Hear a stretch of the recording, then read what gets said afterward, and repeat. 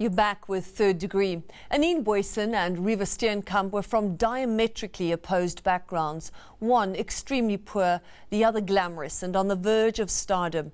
But violence against women knows no boundaries, and both women were allegedly attacked by someone they knew, their broken bodies adding to the devastating statistics that did not begin with Anene Booysen. 1999, Eerste River, Cape Town. 14-year-old schoolgirl Valencia Farmer is gang raped and stabbed 53 times, her throat slit. She crawls naked and wounded into the street. Like Anene, she manages to name her attackers before she dies 20 hours later. Once again, the heinous crime came in the wake of a spate of murders of children and gang rapes that horrified the country that year. People were enraged, turned violent. That was 14 years ago, and the aftermath, a mirror image of Anene's rape and murder, a country in shock. A nationwide anger and protests against sexual violence.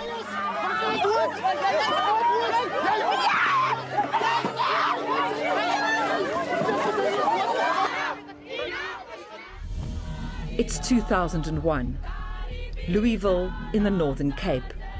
9-month-old baby Tsepang is raped and sodomized. The baby girl needs life-saving surgery to survive. The suspect's girlfriend witnesses the crime and testifies against him. And once again, the case was the latest in a series of rapes of baby girls that left South Africans reeling in horror. What kind of men was this nation breeding? Something had to be done. It's now 2013.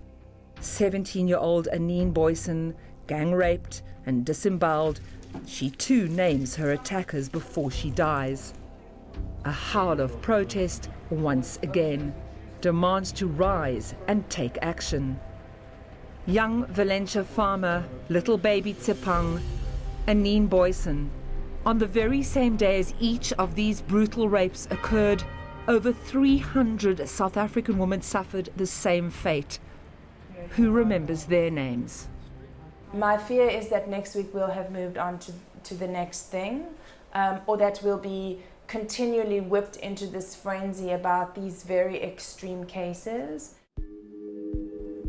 And even as the name Anene Booysen was on everyone's lips, in the week that followed, there was more to come. 19-year-old Audrey Green was found raped, murdered, and stuffed into a drawer of her mother's flat in the Kraaifontein suburb of Cape Town.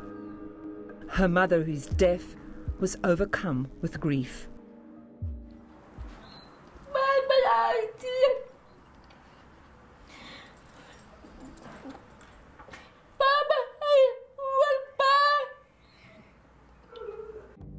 Then, days later, 18-year-old Joanne van Skalkwyk found murdered, lying in the bushes in the Beacon Hill suburb of Atlantis. 360 women are raped every day in South Africa. That's more than an entire movie house, more than a primary school, and nearly all the players in the PSL League. It has to stop, but how? The question we all struggle to understand. Why do men rape? I think one of the fundamental misconceptions about rape is that it's about sex. Rape is not about sex, it's about power, and it's about exerting power, often for somebody who feels entirely powerless in every other respect, over somebody, their behavior, the very essence of their being. It's because it gives you a sense of domination. You dominate over someone, you suppress this person, you take away their voice, you take away their independence. So it makes you feel strong. There's a lot about gender and sexuality that we don't discuss in South Africa. And when you put all of that together, I think it creates legitimacy for a violent culture, and obviously violent sexuality is part of that.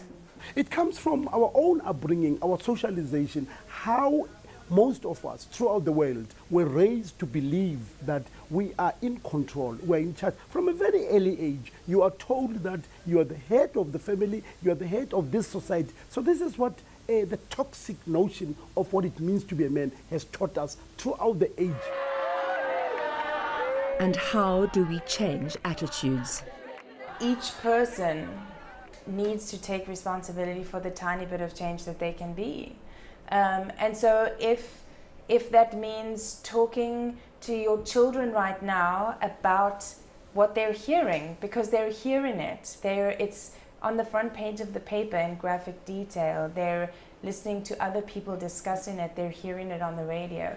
It's an opportunity for you to do your little bit. We need to tell boys that it's okay to cry, it's okay to show your other side, so-called soft side.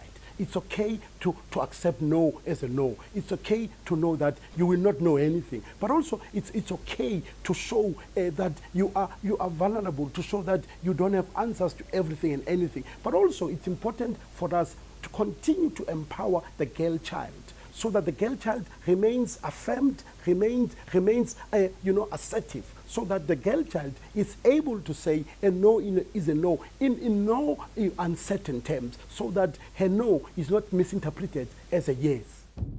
And it's easy to blame alcohol and drugs for the high levels of violent rape in our country. Alcohol and drugs aren't the cause of rape. They simply facilitate behaviors that we're otherwise better at hiding. But the problem is those problematic sexualities are there. They're sitting under the surface. And it's easy to blame poverty and unemployment. Well, it may be true that the socio-economic status or reasons prevalent in our country may play a role, but that's not an excuse.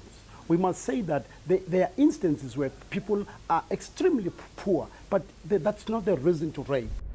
The problem lies far deeper than any one of these things. It lies in layer upon layer of our centuries-old patriarchal society.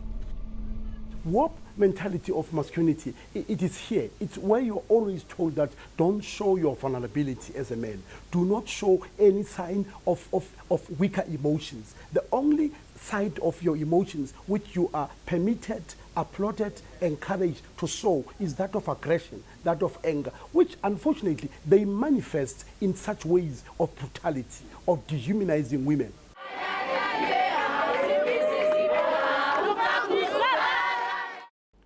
Coming up, how do we make a difference?